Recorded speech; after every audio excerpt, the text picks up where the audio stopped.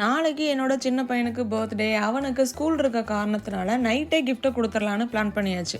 கையில் கிஃப்ட்டை கொடுக்காம கிஃப்ட்டை மறைச்சி வச்சு நாங்கள் கிஃப்ட்டு வாங்கியாச்சு. அந்த கிஃப்ட்டை வந்து நீ இந்த பேப்பரில் இருக்கிற இன்ஸ்ட்ரக்ஷனை ஃபாலோ பண்ணி கண்டுபிடி அப்படின்னு சொல்லியாச்சு. ஃபஸ்ட்டு பேப்பரை கையில் கொடுத்து அதில் போட்டிருக்கிற இன்ஸ்ட்ரக்ஷனை ஃபாலோ பண்ணிப்போ அப்படின்னு சொல்லி ஃபஸ்ட்டு கையில் கொடுத்தாச்சு. அதுக்கப்புறம் உள்ள பேப்பர் எல்லாத்தையும் அவன் தான் கண்டுபிடிச்சி அதில் இருக்கிற இன்ஸ்ட்ரக்ஷனை ஃபாலோ பண்ணி போய் அவன் போய் கிஃப்ட்டை கண்டுபிடிச்சி எடுக்கணும். அவன் போன ஸ்பீடுக்கு என்னால் அவன் பின்னாடி ஓட முடியலை.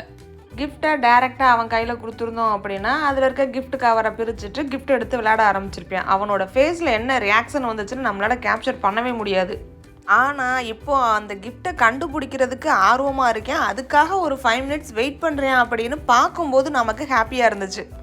பேப்பரில் என்ன டைரக்ஷன் போட்டிருந்துச்சுன்னு நான் இந்த வீடியோவில் படித்து காட்டலை. இந்த வீடியோ பார்க்கும்போது உங்களாலேயே கெஸ் பண்ண முடியும். என் பையனுக்கு அவனோட கிஃப்ட்டை கண்டுபிடிக்கிறத விட டைரக்ஷன் எழுதியிருக்கிற அந்த பேப்பரை கண்டுபிடிக்கிறதுல தான் பயங்கர ஆர்வமாக இருந்துச்சு. ஃபஸ்ட்டு நாளைக்கு காலையில் கையில் கிஃப்ட்டை கொடுத்துடலான்னு தான் யோசிச்சுருந்தோம். காலையில் ஸ்கூல் இருக்க காரணத்தினால கிஃப்ட்டை வச்சுட்டு போயிடுவேன். ஸ்கூல் ஃபுல்லாக அதே யோசனையிலேயே இருக்குமா, சரி இப்போ கொடுத்துட்டோன்னா கொஞ்சம் நேரம் விளையாடி ஹாப்பியாக இருப்பேன் அப்படின்னு சொல்லி தான் இப்போ கொடுத்தாச்சு.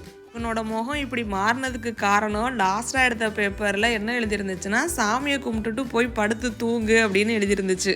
ஒரு கிஃப்ட்டு கேட்டிருந்தேன். அந்த கிஃப்ட்டு வந்து இந்த ரூமுக்குள்ளே தான் இருக்குது. ஆனால் அது அவனுக்கு தெரியல, மறந்துட்டோம் நாங்கள் அப்படின்னு நினச்சி அவன் சாமியை மட்டும் கும்பிட்டுட்டு ரூமை விட்டு வெளியில் வந்துருச்சு.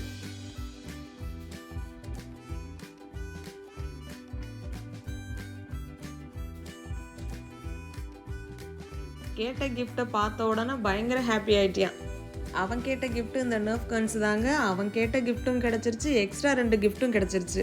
என்ன அவனும் அவங்க அண்ணனும் இந்த டாய்ஸை வச்சு நைட்டு நிறைய நேரம் விளையாடிட்டு இருந்தானுங்க.